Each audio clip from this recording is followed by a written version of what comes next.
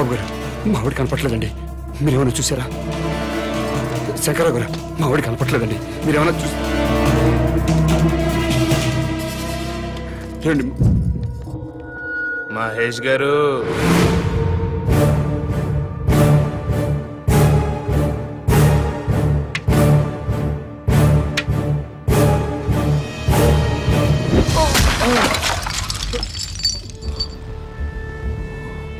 మమ్మల్ని జైల్లో పెట్టించడానికి నీ పెళ్ళాన్ని భుజం మీద వేసుకుని ఊరంతా తిప్పుతున్నావు. నో ప్రాబ్లం రా. కానీ లేట్ అయితే నీ పెళ్ళం శవం కంపు కొట్టేత్తరా. అందుకే మేము దగ్గరుండి మీ ఆవిని తగలబెట్టేశాం. ఎలక్ట్రిక్ బరియల్ గ్రౌండ్ లో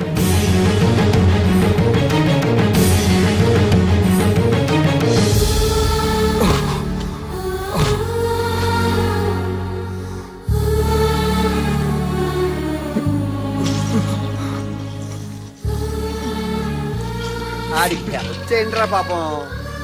ఒరే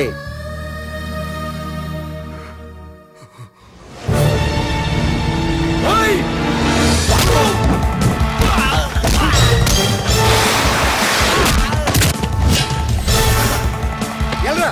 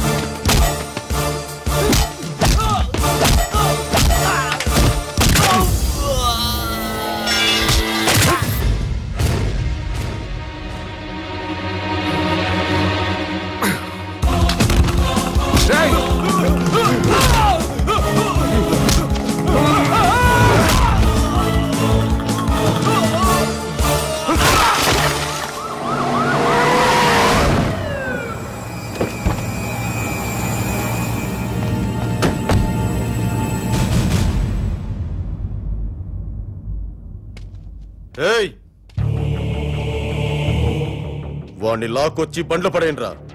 దేనికి సార్? షూట్ చేసి పారేస్తున్నా కొడుకు. పబ్లిక్ గా మర్డర్ చేసి ఇంకా అమాయకంగా మాట్లాడుతున్నావా? నా భార్యను చంపేశారని రిపోర్ట్ ఇస్తే పనిచేయని చట్టం నేను మర్డర్ చేస్తే నన్ను అరెస్ట్ చేయడానికి ఎలా పనిచేస్తుంది సార్? నేను ఈ రాష్ట్ర పౌరుణ్ణి కాదు, భారతీయుణ్ణి కాదు. అలాంటప్పుడు మీ భారతీయ చట్టాలు నాకు వర్తించవని తెలియదా సార్?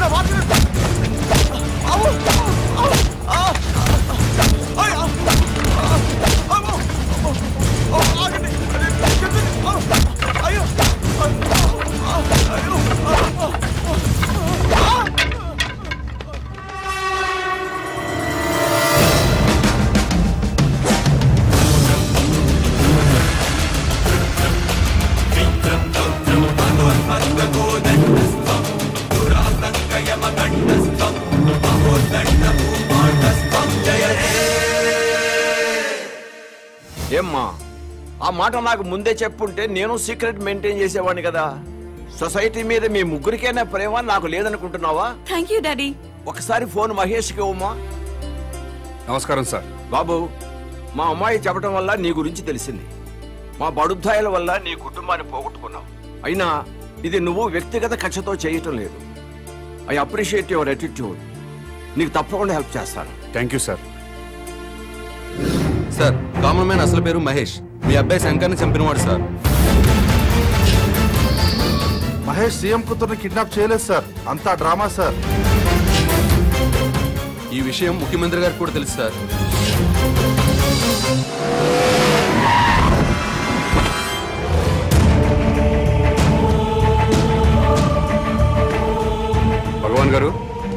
ఓటెవరకండి? ఈ ఎలక్షన్స్ 3 రోజుల ముందు తిరుపతి వెళ్తాం. ఈ ఎలక్షన్స్ అయ్యేంత వరకు అక్కడే ఉండి తిరిగి వచ్చాక సీఎం ఎవరెవరో టీవీలో చూస్తాం. ఆకలిస్తే భోజనం చేసి పడుకుంటాం.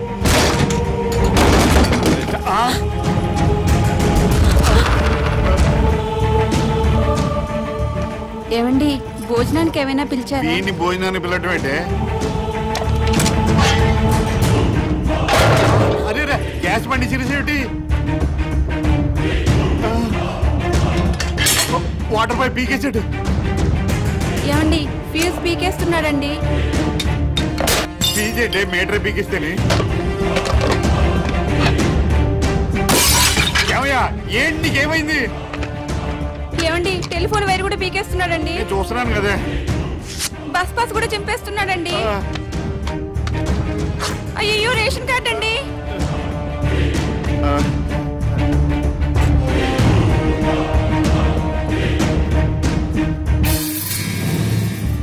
మీరెప్పుడూ ప్రభుత్వం ఇచ్చే గ్యాస్ కనెక్షన్ వాడడానికి వీల్లేదు. కార్పొరేషన్ ఇచ్చే మంచినీళ్లు తాగడానికి వీల్లేదు. డ్రైనేజ్ సిస్టమ్ వాడడానికి వీల్లేదు. ఆర్టీసీ బస్ పాస్ వాడడానికి వీల్లేదు. రేషన్ కార్డు వాడడానికి వీల్లేదు. బిఎస్ఎన్ఎల్ ఫోన్ వాడడానికి వీల్లేదు. ఏ ఎందుకు వీల్లేదు? మేమేం తప్పు చేశాం?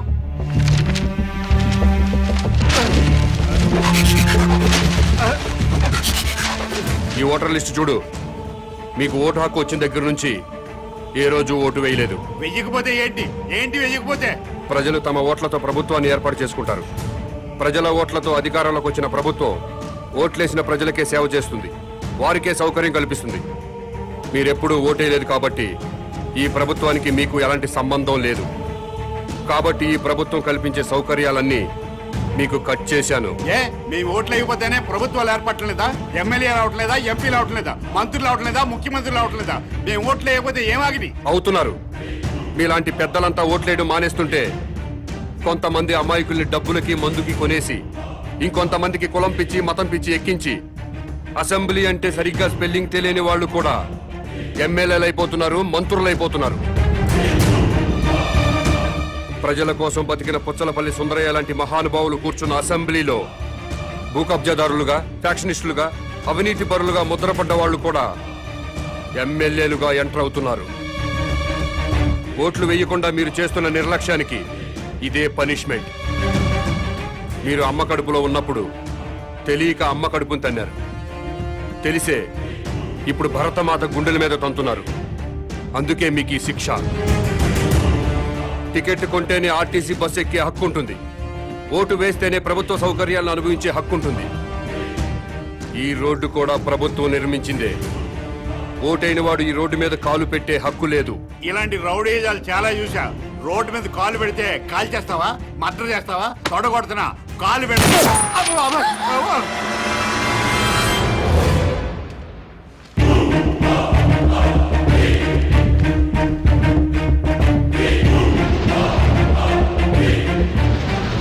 ఎలక్షన్ టైం వస్తే చాలు ప్రతి ఓడు ఇంటికి రావడం, తలుపులు కొట్టడం, దండాలు పెట్టడం, మాకే ఓటేయండి అని అడగడం, ఆ తర్వాత మేము క్యూలో నిల్చోవడం, ఓటేయడం, ఇవన్నీ మాకెందుకండి? అందుకే ఓటు రాయించుకోలేదు.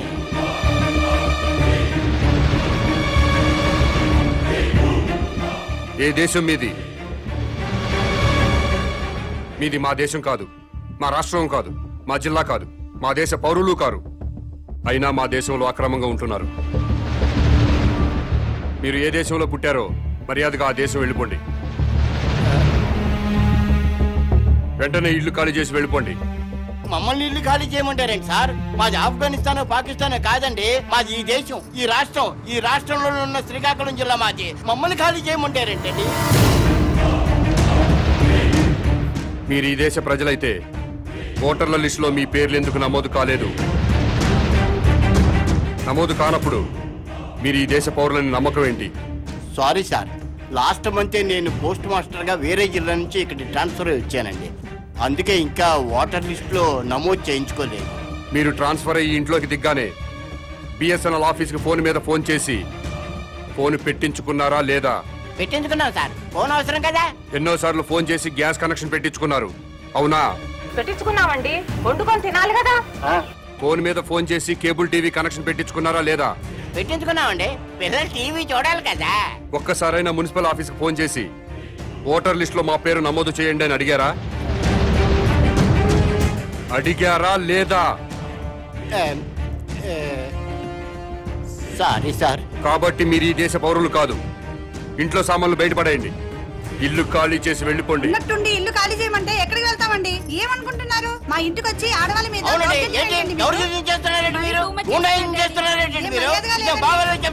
చాలా టూ మచ్ చేస్తున్నారు మీరు. ఎవరండి మీరు? నాకు తెలియదు అడుగుతున్నాడు.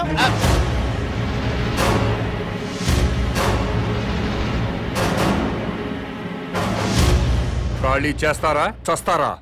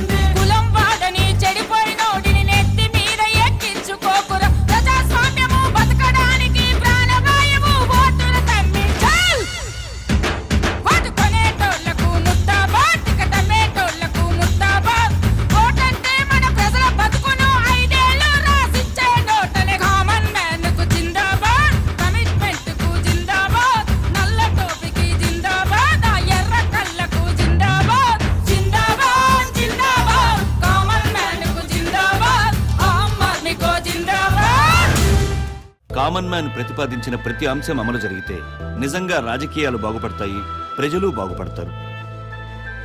నేను ఈ విషయాన్ని ఎలక్షన్ కమిషన్ దృష్టికి తీసుకెళ్తా, కేంద్రంతో మాట్లాడి రాజ్యాంగ సవరణ కృషి చేస్తా. Mahesh, congratulations yeah.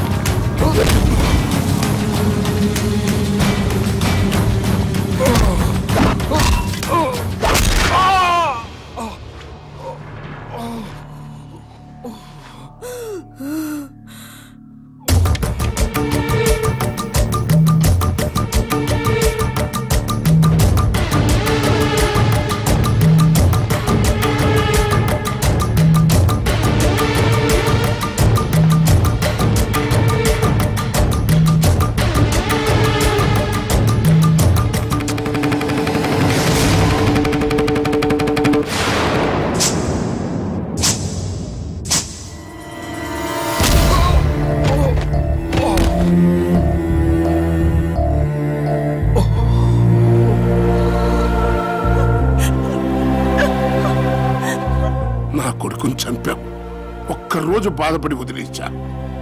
నన్ను పబ్లిక్ లో చెప్పు తీసుకొట్టావు, అయినా సహించా. ఎందుకో తెలుసా? నా కొడుకు ప్రాణం కంటే నాకు నా పదవే నా ప్రాణం.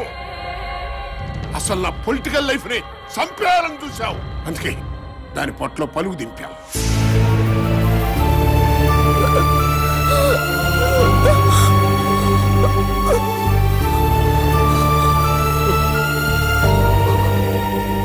డబ్బులు లేకుండా మందు లేకుండా ఎలక్షన్ లో నిలబడాలా? అలా నిలబడి ఎవడన్నా ఈ రోజుల్లో గెలుస్తాడురా?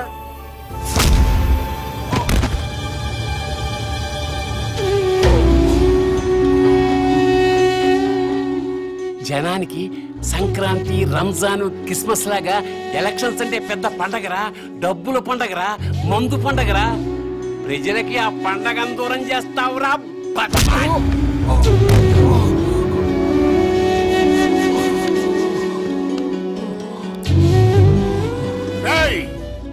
నేను చెప్పినట్టు చేస్తే నీ ఫ్రెండ్ బతుకుద్ది. చెప్పు, చేస్తావా లేదా? Hey! రేయ్ సార్ని సోఫాలో కూర్చోబెట్టండి రా.